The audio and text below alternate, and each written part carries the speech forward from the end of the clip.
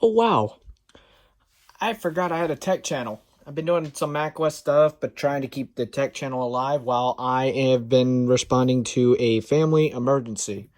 Unfortunately, that stuff is slowly getting cleared up. If anyone's curious, my family's going through some hard times right now, and I'm trying to balance the tech channel, talking to people, and keeping things from going crazy. But without further ado, I haven't done one of these in a while. I'll update y'all on some stuff I've purchased, and especially for the iPhone now, and some other stuff.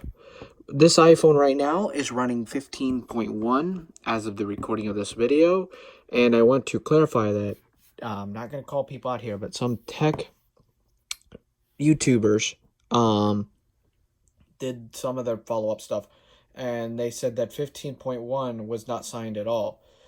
15.1 is signed for the iPhone 11 down. 15.1.1 is signed for the iPhone 12 and 13.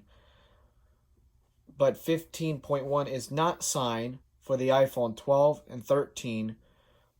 So if you are running iOS 15.2 betas on an iPhone 11 or older, you can downgrade to 15.1. But if you're running iOS 15.2 betas on an iPhone 12 or 13, you can only downgrade to 15.1.1 if you were curious, if you were confused just then. So there's that. Now let's get on with the video, and starting now.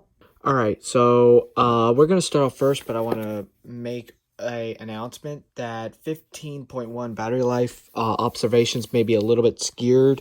Very little, but I tried to regulate as much as possible. I did purchase this, the Inker PowerCore 5K. I have a case that is MagSafe compatible, which has a magnet ring that I can clamp this onto and get extra battery life out of my phone.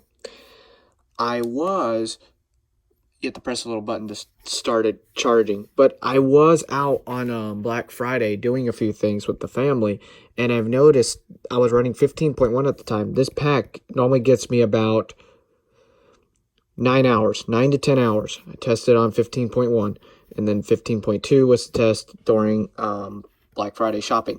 And it got me only about 6 hours. And I was like, okay, once I get back in the studio, we're downgrading my phone because I have to need to extend that battery life as long as possible. So the first 8 hours of my busy day are jotted here, and then the rest of the day, they're on the iPhone's battery. So the iPhone 11 normally starts getting the charge from the pack at 100%. So it just completely runs off the external battery pack until about 2 p.m. Eastern. So from 6 a.m. Eastern to about 2 p.m. So I wanted to clarify them notes. So we go through the battery life of 15.1 as it's the public software, and then I'll go over the jotted down screenshots of the battery life on 15.2 and a weird bug UI with the weather app. So here's the first day when I downgraded. You can see I got pretty okay, I got a lot of battery life use, but that was because iOS was indexing itself. So we go to the next day, and you can see it's gotten better. It's a little rough, but it's gotten better.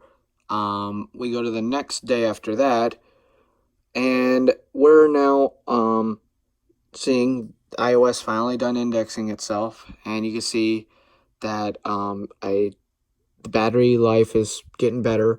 Yes, the first 2 days I was not on the pack. This day here I was, and this was Wednesday.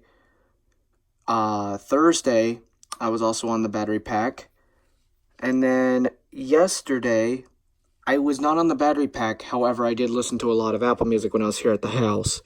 So you can see my screen on and screen off was excellent. That's what I like to see.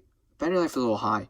Now today I did mess up my sleeping schedule. I stayed up a little too late last night. I was going to film, but unfortunately had some other things arise, so I had to delay it to today. But you can see a lot of stuff in the background was using my battery life. I don't know why. And I saw the apps that were using it. I don't know why I was not using them at all. For some weird reason, it was using a lot of battery life. But we're going to move over to 15.2 and its battery life on the iPhone 11. Here's the first day I've updated to iOS 15.2. See, battery life's doing pretty good on Saturday. And I don't know why I went backwards with these screenshots, but here we go. Here's Saturday, Sunday, Monday. You can see I used a lot of screen off time because between Apple Music, making phone calls, receiving phone calls, it was crazy.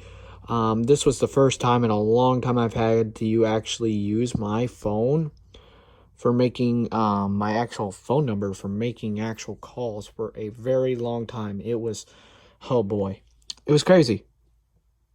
And then Tuesday, Wednesday, Thursday, I definitely did not touch my phone a lot. I tried to chill, even though it was Thanksgiving. I tried to edit a video in the morning, which y'all saw the Mac West Monterey 1 month later ordeal. So, and then here was Friday, Saturday, and then there's my bar graph for the last 24 hours. And that was Saturday before last week when I downgraded. Now, there is something else I want to show y'all. I got to go back in the camera app because I take screenshots of all this. That here, when I was loading the weather app, you can see it shows the cloud cover. It shows everything, but then look at the bottom. It's nighttime and it's showing this weird blue halo, but then the clouds, and then no location and a dash for weather. It was really interesting, and that was the first time I've seen it. But that was what, between that weird bug that I had once, but also the weather app was sort of acting weird because I use it to look at the basic weather stuff before I want to get like nerdy with weather.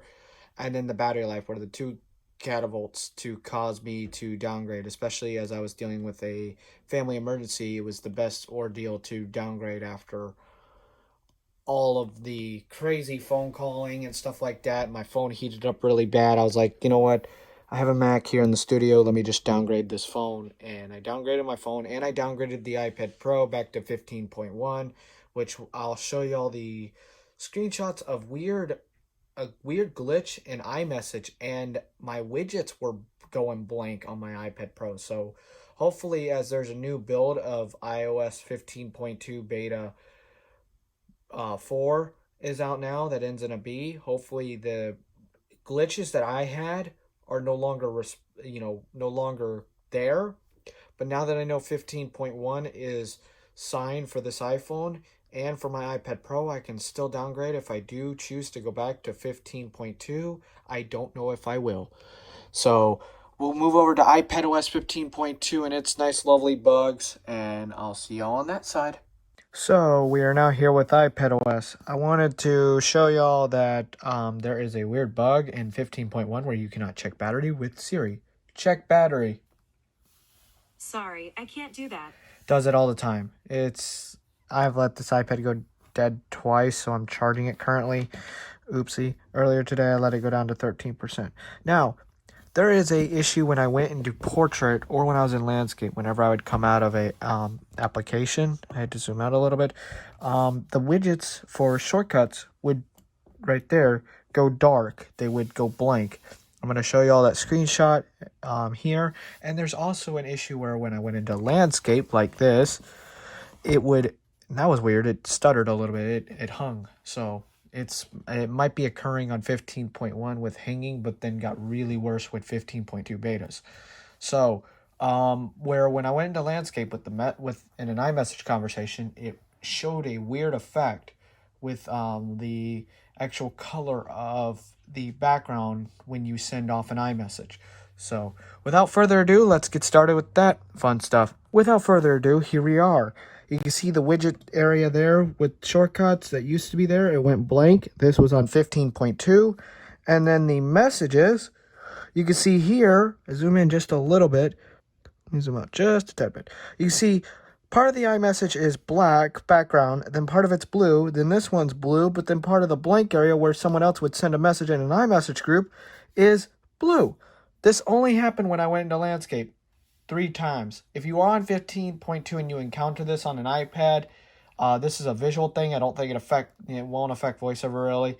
But if it does magically affect VoiceOver for some weird reason, close out the app and relaunch it. If that don't work, restart your iPad and that may fix it. If not, you might have to downgrade to fix that weird bug.